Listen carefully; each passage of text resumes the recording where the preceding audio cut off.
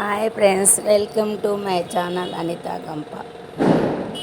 పెరుగు ఉంటుంది అనుకోండి, మనం ఎలా చేసుకోవాలో రసము చూపిస్తున్నాను. కొద్ది శనగపిండిలో వడలపిండి, మినపిండి వడలపిండి ఉంటుంది కదా, అది వేసుకొని అన్ని మసాలాలు వేసుకొని ఇలా కలుపుకొని బడీలు వేసుకోవాలి.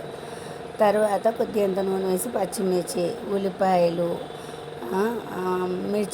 మిర్చి పేస్టు, అల్లం ఎల్లిగడ్డ పేస్టు, పసుపు, ధనియాల పొడి, ఇంగువ,